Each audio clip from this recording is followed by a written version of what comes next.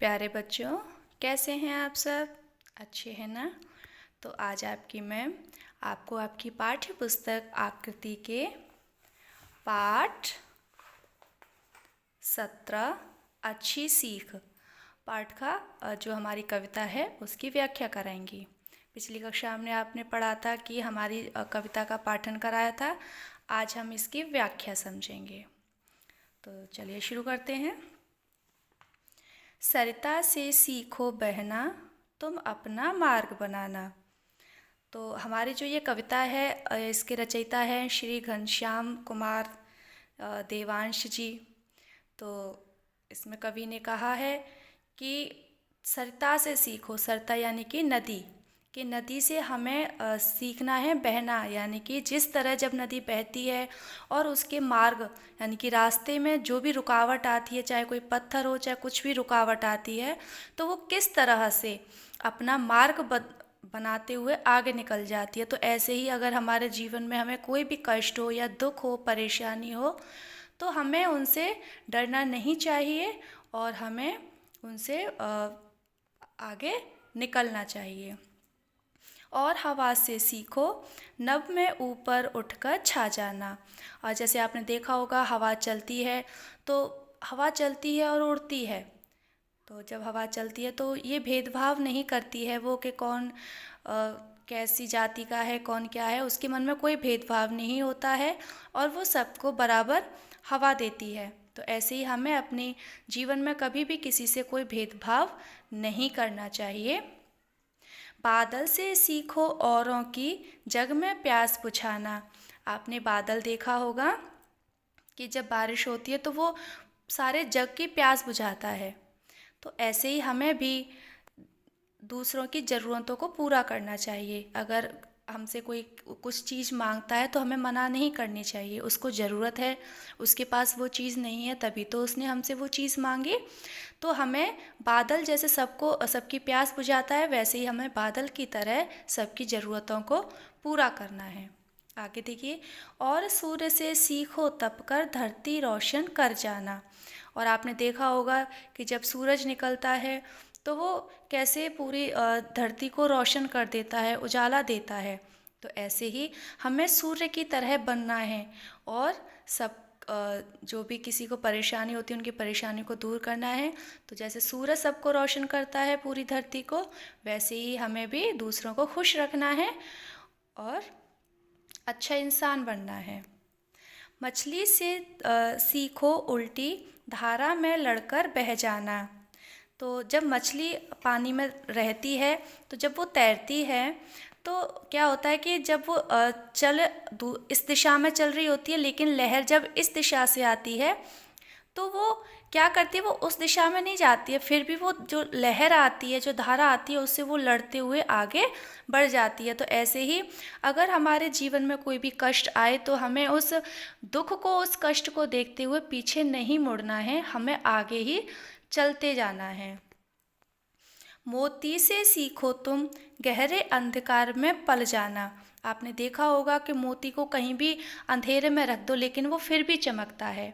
तो ऐसे ही अगर आप कितने भी बुरे आदमियों में या बुरे लोगों के बीच में बैठे होंगे तो आप अलग से दिखोगे। ऐसे आपको अच्छा इंसान बनना है कि जैसे मोती अंधकार में भी चमकता है तो आप भी सब लोगों में अलग से चमकने चाहिए। किसी दुखित प्राणी पर कोमल माखन जैसे गल जाना। अब कुछ लोग होते हैं, अगर किसी को कोई दुख होता है, परेशानी होती है, तो वो लोग उसके दुख को या परेशानी को देख के सुन लेते हैं, लेकिन कोई भी उसका साथ नहीं देता। तो आपने देखा है कि जब मक्खन होता है, उसको जब हम मक्खन को किसी ब्रेड पर या रोटी पर लगाते हैं तो वो कैसे बिल्कुल पिघल जाता है, यानी कि जब वो गर्म रोटी पर रखा जाता है तो वो पिघल जाता है। तो ऐसे ही जब किसी दुख कोई प्राणी है, उसको किसी प्रकार का दुख है, तो आपको उसका दुख का सहायक बनना चाहिए, उसको दुख में उसका साथ देना चाहिए आपको, ना कि उससे दूर जाना चाहिए।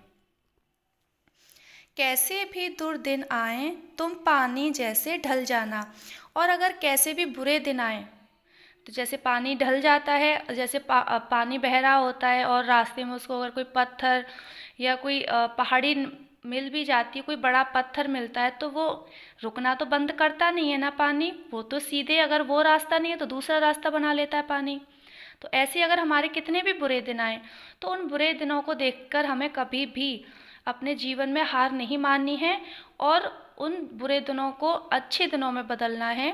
चाहे कितने भी बुरे दिन आए, आपको हमेशा खुश रहना है और दूसरों को भी खुश रखना है, और ऐसे ही जीवन में आगे चलते रहना है।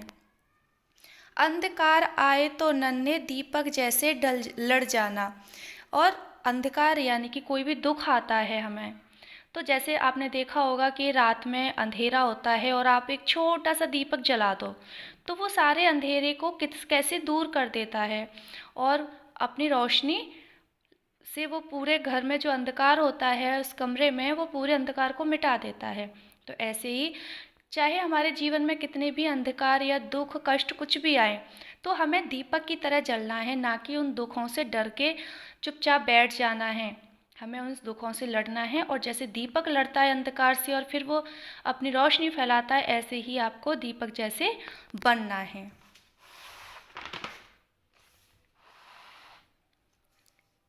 अत्याचार अनित्य जहाँ हो, पर्वत जैसे डट जाना।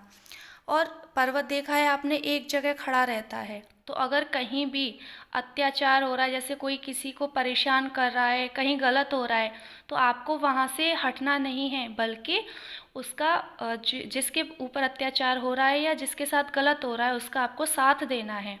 ऐसा नहीं है कि उसके साथ गलत हो रहा है सामने वाले के साथ, या कोई सामने वाला उसको परेशान कर रहा है दूसरा आदमी, तो आप उसको देख के निकल जाओ, निकलना नहीं है। बिल्कुल हमें, जैसे हमारे ऊपर कोई भी परेशानी होती है या कोई हमें दिक्कत देता है, तो हमें पर्वत की तरह डटे रहना और उसका मुकाबला करना है, डरना नहीं है। औरों के हित पेड़ों जैसे मीठे मीठे फल दें। जैसे आपने देखा होगा कि जो पेड़ होता है वो खुद फल नहीं खाता है अपना, कभी देखा है आपने? वो कभी भी अपना फल नहीं खाता है, लेकिन वो फल दूसरों को खिलाता है। तो ऐसे ही आप जितने भी अच्छे हो, तो आप दूसरों का भला भला किया करो, तो आप बहुत अच्छे इंसान बनोगे। मरकर भी तुम कीर्ति गगन पर अपनी लाली मल जाना। तो इसमें कवि ने कहा है कि ऐसे ऐसे काम करो, इतना अच्छा काम करो अपने जीवन में, कि अगर आपको कभी कुछ हो भी जाए, तो लोग आपकी हमेशा प्रशंसा करें कि हाँ, वो बहुत अच्छा इंसान था। तो बच्चों, कैसी लगी व्याख्या आपको? अच्छी है ना? तो अब आपका गृह कार्य है कि आपके इस पाठ में आए हुए जितने भी कठिन शब्द हैं, उन कठिन शब्दों को और शब्दार्थ को आपको अपनी कार्य पुस्तिका में सुंदर सुंदर लेख में लिखना है और शब्दार्थ को याद करना है। ठीक है?